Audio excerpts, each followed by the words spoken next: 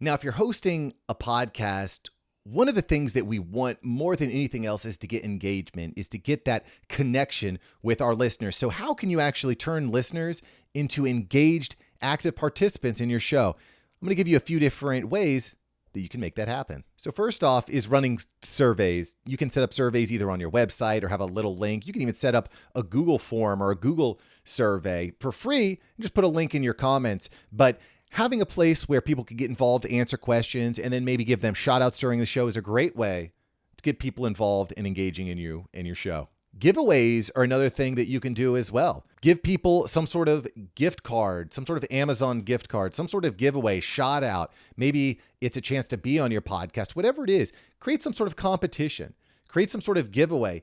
If you share the show, you'll be hitting a raffle to win a $20 Amazon gift card. It doesn't need to be big. It doesn't need to be crazy. I mean, the more money you've got, the better. But do some sort of giveaway. Get people interested. Get people involved. Give people a financial reason to get involved in your show. Another great way of getting people engaged in what you're doing on your podcast is actually get them engaged in what you're doing on your podcast. So get them involved in Clubhouse rooms. Do an Instagram live with one of your bigger fans. Give them opportunities to actually contribute and participate. Have them maybe send you in questions that you address specifically on the podcast. I got to say, Clubhouse is a fantastic way for you to continue to engage, hear questions, get a read on what people are feeling.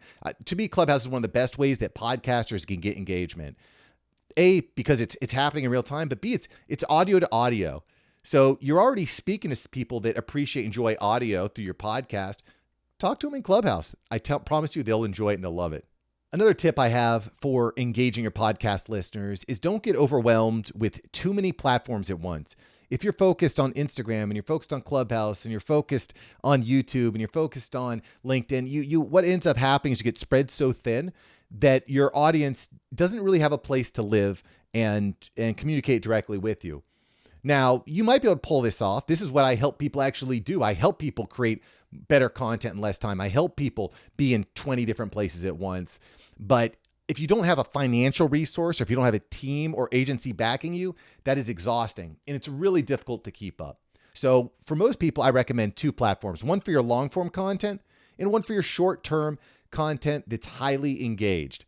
Okay, so pick a place where you've got high engagement and a place where you've got lots of long form content. That may be YouTube and TikTok. It might be Instagram and your podcast.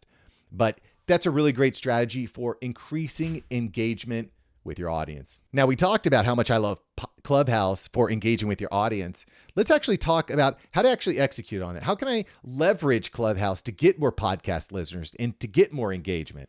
How do we do that? So the first real key to success on Clubhouse is you got to speak. You got to get on stage. You got to talk. If you're not speaking on Clubhouse, you're missing the mark. Now, this can be either hosting your own rooms or it can be guesting in other rooms. We're going to talk about that in a moment, but you just got to get on stage and you got to speak.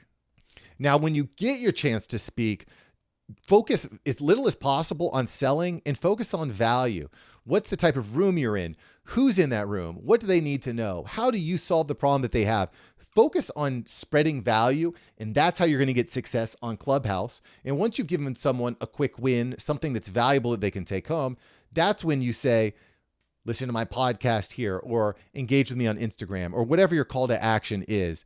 But you want to start by delivering as much value as possible. If you do plan on hosting rooms, which I strongly recommend, I would also encourage you start reaching out to some of the larger clubs and some of the owners of these large clubs, because if you're hosting rooms for these large clubs, it gives you more credibility and it gives you access to a larger audience. So if you want to have an impact on Clubhouse, start engaging and teaming up with large clubs and club owners. Now, even when you're not on stage, you're not speaking, you should be leveraging BACKCHANNEL. BACKCHANNEL is the messaging platform within Clubhouse. And this is really important for engaging and developing relationships with people. So even if you're on stage and you're not speaking, start direct messaging people, start checking out bios. Again, it really comes down to being an active participant in the room. I think that a lot of people think of Clubhouse very similarly to the way that we think about podcasts, in that they're a passive process, but Clubhouse is not passive. It's active, it's engaged. You're actually part of it. It's kind of cool. It's like radio, but you're a part of that radio episode. So if you're not speaking on stage, or even if you are, leverage BACKCHANNEL to communicate and develop relationships with people that you'd like to know. Now, you're still on Clubhouse and you've been on stage. When you get the chance to speak to that person you've really been wanting to speak to, go for the ask. Don't be afraid to ask someone to be on your show, or to collaborate with you, or even to buy your course. Okay. Although we talked about this, don't sound so salesy. Please do not be salesy, but don't be afraid to go for the ask. If you don't ask, you don't go. Another really clear and really important part of having success on Clubhouse and getting engagement in Clubhouse is having a clear bio.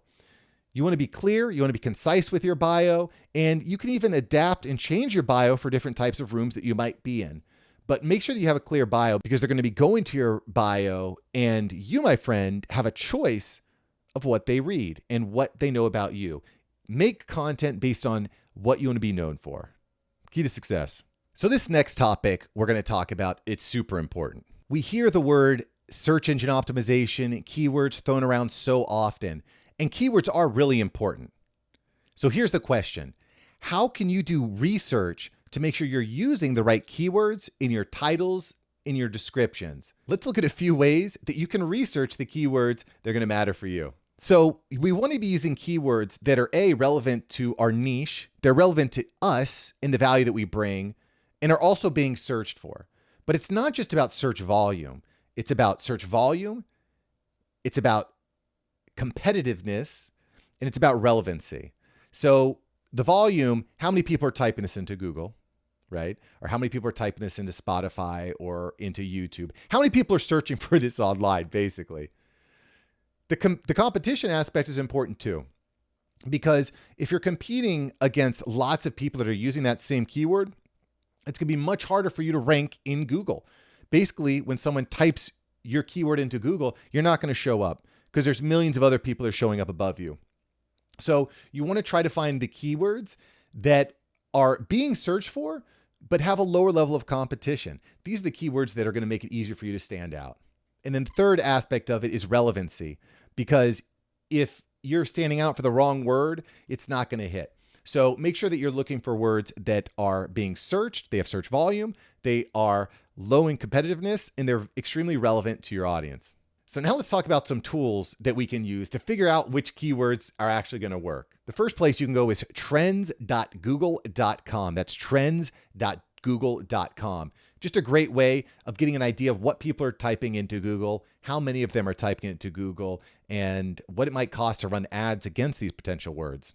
Speaking of ads, ads.google.com. Go to ads.google.com, figure it out, start looking at what the cost is of these words. This will also give you an insight into, again, what's the competitiveness of this keyword. You can also go to askthepublic.com.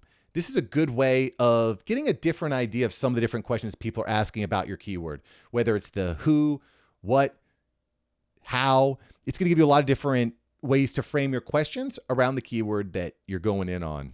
I mean, my next tip is a super easy one. Just use the autofill function on Google. When you go into Google and you start typing in words, what is going to autofill after that?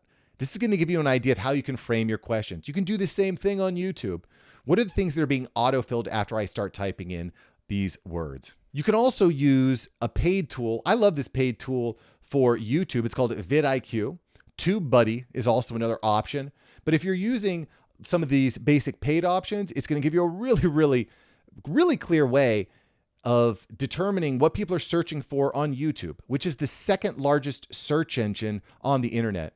So again, we're kind of connecting things together, but if people are searching for something on YouTube, they're going to be searching for it on other platforms too. So leveraging these tools is going to help you figure out what keywords are going to be great for you. You could even use a tool like synonym.com. I love looking at synonyms for words because it helps me to brainstorm words that I maybe hadn't thought about before.